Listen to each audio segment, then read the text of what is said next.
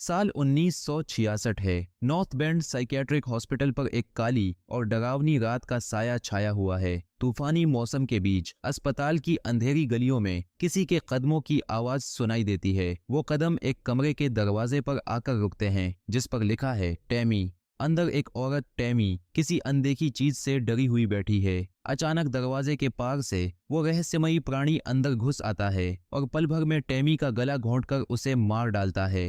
अगले दिन सीन बदलता है। पुलिस एक लापता लड़की क्रिस्टन की तलाश में है जो जंगल में छिपी हुई है। वो किसी तरह पुलिस से बच निकलती है और एक सुनसान फार्म हाउस तक पहुंचती है। वो घर को आग लगा देती है, पर क्यों ये किसी को नहीं पता। आग तेजी से फैलती है और पूरा घर जलकर राख हो जाता है। पुलिस उसे देखती है। क्रिस्टन वहीं बैठी लपटों को निहारती रहती है। थोड़ी देर बाद पुलिस उसे पकड़ लेती है, लेकिन जेल नहीं ले जाती बल्कि उसे उसी मानसिक अस्पताल में भेज दिया जाता है जहां शुरुआत में टैमी मारी गई थी। अस्पताल में नर्स रॉय उसे रिसेप्शन से लेकर वार्ड तक ले जाता है जो कि एक प्रतिबंधित हिस्सा है और अब उसका नया घर बनने वाला है। वहां नर्स लंड उसे उसके कमरे में ले जाती है। क्रिस्टन नोटिस करती है कि बाकी मरीज उसे अजीब नजरों से देख रहे हैं। उसे टैमी का पुराना कमरा दिया जाता है और नर्स तुरंत दरवाजे पर लिखा नाम टैमी बदलकर क्रिस्टीन कर देती है। वो उसे कमरे में बंद करके रात के लिए ताला लगा देती है।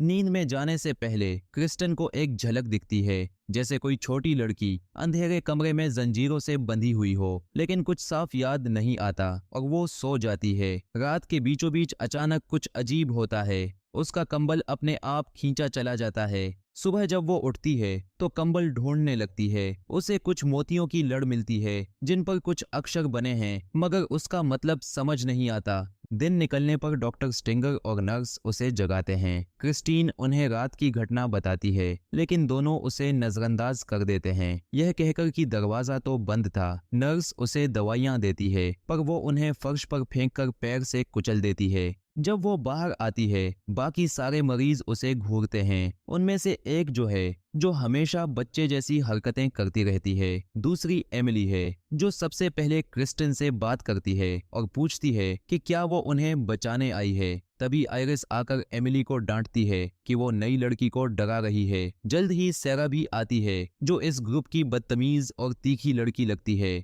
फिर क्रिस्टन को डॉक्टर के दफ्तर बुलाया जाता है। वो पूछती है कि उसे यहाँ क्यों रोका गया है, पर डॉक्टर स्ट्रिंगर कोई जवाब नहीं देता। इसके बजाय वो उससे उसकी यादों के बारे में पूछता है। क्रिस्टन को आग लगाने की घटना के अलावा कुछ याद नहीं रहता। डॉक्टर उसे उसकी हथेली की एक तस्वीर बाहर जाता है। क्रिस्टन डॉ स्ट्रिंगर की मेज से चुराया हुआ औजार निकालती है और कमरे का ताला खोल लेती है। वो धीरे धीरे गलियारे में आगे बढ़ती है और सीधे मुख्य दरवाजे की ओर जाती है। रॉय उसे जबरदस्ती पकड़कर उसके कमरे में वापस ले जाता है। उस रात मौसम और भी खराब हो जाता है। बिजली कड़कड़ाती है और फिर से उस अंधेरी गली में भारी कदमों की आवाज गूंजती है। एक भद्दी और बिखरी शक्ल वाली औरत खिड़की के छोटे से शीशे से क्रिस्टन को घूरती है। कुछ देर तक उसे देखती है और फिर गायब हो जाती है। अगली सुबह आइरिस क्रिस्टन के पास आती है और कहती है कि वो उसका स्केच बनाना चाहती है। क्रिस्टन मान जाती है। डॉक्टर स्ट्रिंगर अपनी खिड़की से उन्हें देखता है, जबकि एक जोड़ा उन दोनों पर नजर रखता है। क्रिस्टन पूछती है कि ये लोग कौन हैं, तो उसकी सहेलियां कहती हैं कि ये दुखी लोग हैं जो हमेशा उदास लगते हैं। क्रिस्टन उन्हें बताती है कि उसने कल रात एक औरत देखी थी, पर कोई भी न इस बात को मानता है न इनकार करता है। थोड़ी देर बाद सब लोग म्यूजिक पर डांस कर रहे होते हैं। छोटी बच्ची जैसी जोई भी उनके साथ है। उनकी खुशी ज्यादा देर नहीं टिकती। अचानक बिजली चली जाती है और रोशनी चमकने लगती है। हर लाइट के साथ वो भूत जैसी औरत नजर आती है। सबके दिल दहल जाते हैं, पर थोड़ी देर में बिजली वापस आ जाती है और वो साया गायब हो जाता है। सब सुकून का सांस लेते हैं। उन्हें ये अंदाजा नहीं होता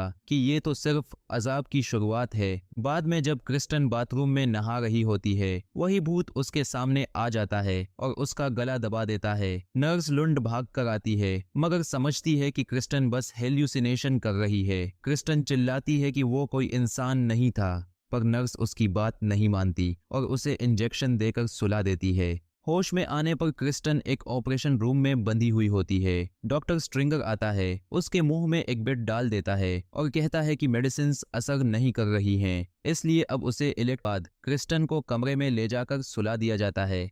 अगली सुबह सब लड़कियां डॉक्टर स्ट्रेंगर के साथ सेशन करती हैं। एमिली, जो अब एक जोकर जैसी लग रही होती है, पूछती है कि उन्होंने क्रिस्टन के साथ क्या किया। डॉक्टर कहता है कि वो अनशेड्यूल्ड थेरेपी थी। इस पर एमिली को टेमी याद आती है, जो एक दिन गई थी और कभी वापस नहीं आई। ये सुनकर क्रिस्टन पूछती है, टेमी कौन है? आयरिस बताती है, वो आखिरी लड़की थी जो इस वार्ड से गई थी। डॉक्टर तुरंत उनकी बात बीच में काट देता है। सेशन के बाद एमिली क्रिस्टन को बेहतर महसूस कराने की कोशिश करती है। तभी आयरिस खुशी से आती है और कहती है कि उसका फाइनल सेशन होने वाला है। वो सोचती है कि अब वो बिल्कुल ठीक हो गई है। अपने सेशन में डॉक्टर स्ट्रिंगर उसके ड्राइंग्स देखता है और कहता है कि वो प्रोग्रेस कर रही है, पर जब उसे एक डार्क फिगर की ड्राइंग मिलती है तो उसका चेहरा बदल जाता है। लगता है कि सब पेशेंट्स ने कभी न कभी उस भूत को देखा है। थोड़ा सोचने के बाद डॉक्टर उसे कुछ टेस्ट देने का फैसला करता है ताकि कंफर्म हो जाए कि वो पूरी तरह से ठीक है। वो मेट्रोनोम के साथ हिप्नोथेरेपी करता है और उसे 10 साल पुराने एक वाकये की याद दिलाता है। सेशन के बाद डॉक्टर कहता है कि आयरिस उसके ऑफिस में सो रही है, लेकिन जब नर्स जाकर देखती है तो वो वहां नहीं होती। इसी वक्त दूसरी तरफ हम देखते हैं कि आयरिस एक व्हील चेयर में बंधी हुई है। कोई उसे अंधेरों भरे रास्ते से धक्का दे रहा है। जब वो पीछे देखने की कोशिश करती है तो चीख पड़ती है। वो प्राणी उसे एक कमरे में ले जाता है और उसकी आंख में छुरा घोंपकर उसे मार डालता है। वार्ड में वापस आने के बाद क्रिस्टन को शक होने लगता है कि कुछ तो गश्ते के वक्त क्रिस्टन को पूरा यकीन हो जाता है कि हॉस्पिटल में कुछ छुपाया जा रहा है। वो आयरिस के बारे में सवाल करने लगती है, लेकिन कोई भी उसकी बात नहीं सुनता। जब वो अपने कमरे में वापस जाती है तो उसे वहां आयरिस का स्केच पैड मिलता है। क्रिस्टन को लगता है अगर आयरिस डिस्चार्ज हो गई होती तो वो अपना स्केच पैड जरूर ले जाती। वो पेज पलटती है और एक लड़की का खूबसूरत स्केच देखती है जिसका नाम, इसका मतलब था कि एलिस भी कभी इस हॉस्पिटल की पेशेंट थी। अपनी इस खोज के बाद क्रिस्टन सीधा डॉक्टर के पास जाकर पूछती है कि असल में यहाँ क्या हो रहा है, लेकिन डॉक्टर उसकी बात को इग्नोर करता है और कहता है, तुम्हें ये राजा खुद सुलझाना होगा।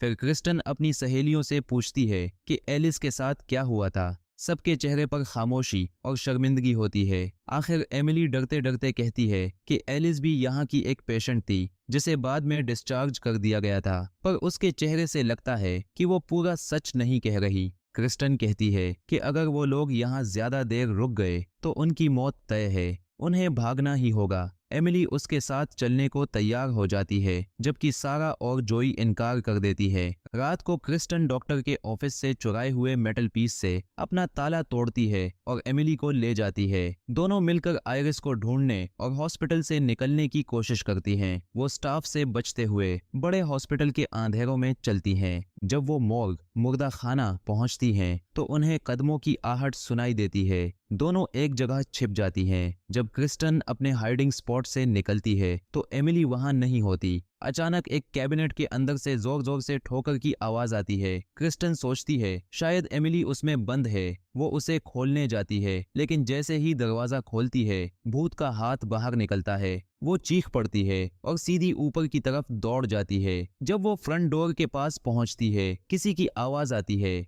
एलिस।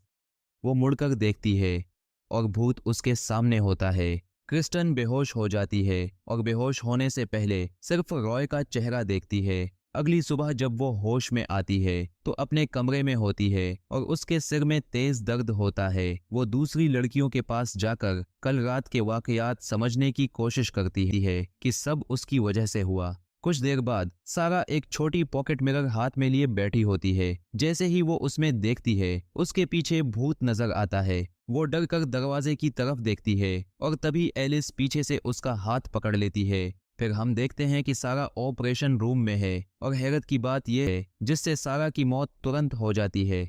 मशीन के ज्यादा करंट लेने से पूरे हॉस्पिटल की लाइट्स फ्लिकर करने लगती हैं। क्रिस्टन सब कुछ समझ जाती है और जोर से चिल्लाती है, AH लिखा है, यानी एलिस हडसन के इनिशियल्स। अब जोई सच बोल देती है। वो कहती है कि सारा और दूसरी लड़कियों ने एलिस के साथ बुरा किया था। जोई बताती है कि एलिस उन सब के साथ बुरा व्यवहार करती थी, उन्हें दुख पहुंचाती थी। फिर टैमी ने एक प्लान बनाया एलिस को खत्म करने का। जोई ने एलिस को टैमी के कमरे में बुलाया जहां सब उसका इंतजार कर रहे थे। उन सब ने मिलकर एलिस को मार डाला और अब एलिस बदला लेने के लिए वापस आ गई है। क्रिस्टन हैरान होती है। वो सोचती है कि अगर उसने एलिस के साथ कुछ नहीं किया था तो भूत उस पर हमला क्यों कर रहा है। इसी दौरान एमिली घबराकर भाग जाती है और क्रिस्टन और जोई उसके पीछे दौड़ती हैं। एमिली खुद को मारने जा रही होती है ताकि एलिस उसे न पकड़ ले। क्रिस्टन उसे रोकने की कोशिश करती है, लेकिन तभी एलिस अचानक सामने आकर उसकी मदद करती है और एमिली अपनी जान ले लेती है।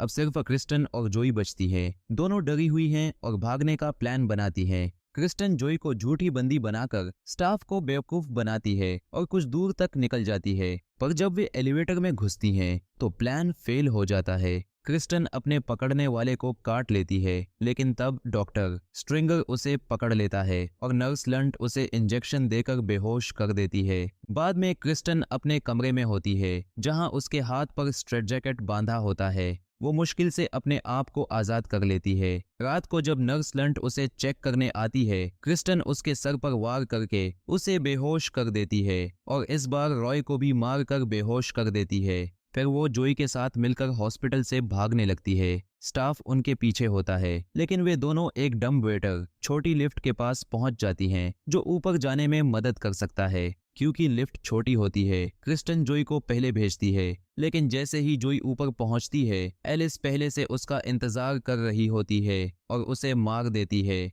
लिफ्ट वापस नीचे आती है। क्रिस्टन ऊपर जाकर देखती है, जोई कहीं नहीं होती, सिर्फ खून के निशान होते हैं। वो खून के निशानों का पीछा करती है, लेकिन तभी एलिस अचानक सामने आ जाती है और उसे पकड़ लेती है। एलिस बहुत ताकतवर होती है। वो क्रिस्टन को इधर उधर पटक देती है और उस पर कब्जा कर लेती है, लेकिन क्रिस्टन को एक फायर एक्स मिल जाता है। वो पूरी ताकत से उस भूत पर वार करती है और उसे भारी चोट पहुंचाती है। फिर क्रिस्टन भागती है और थोड़ी देर बाद अपने आप को डॉक्टर स्ट्रिंगर के ऑफिस में पाती है। वहां उसे एलिस की एक फाइल मिलती है जिसमें सब लड़कियों के नाम लिखे होते हैं। उनमें क्रिस्टन का नाम भी शामिल होता है। तभी डॉक्टर स्ट्रिंगर अंदर आता है। क्रिस्टन गुस्से में उससे कहती है कि इस बार वो पूरा सच जानना चाहती है और यहीं से खुल जाता है सबसे बड़ा राज। डॉक्टर कहता है कि क्रिस्टन का असली नाम एलिस है। क्रिस्टन हैरान रहे बनाया था, लेकिन अब सब पर्सनैलिटीज खत्म हो चुकी हैं और अब डॉक्टर का प्लान है कि क्रिस्टन भी मिट जाए ताकि सिर्फ असली एलिस बची रहे। फिर डॉक्टर स्ट्रिंगर हाइप्नोथेरेपी शुरू करता है और क्रिस्टन के अंदर की यादें वापस आने लगती हैं। इसी के साथ भूत जैसी एलिस का रूप दोबारा जिंदा हो जाता है और वो अपनी जगह के लिए क्रिस्टन समझ आता है कि अब असली एलिस वापस आ गई है और उसने अपनी सब पर्सनैलिटीज पर कब्जा कर लिया है। थोड़ी देर बाद वही उदास लोग जो पहले सीन्स में दिखे थे उससे मिलने आते हैं और मालूम पड़ता है कि वो एलिस के माँ बाप हैं। डॉक्टर स्ट्रिंगर पूछता है, क्या तुम्हें सब याद आ गया? एलिस मुस्कुराकर कहती है, हाँ, अब मुझे सब याद है और मुझे अपने दुखों से भागने की जरूरत नहीं है। फिल्म के आखिरी सीन में एलिस अपने सामान को बंद कर रही होती है। वो हॉस्पिटल छोड़ने के लिए तैयार होती है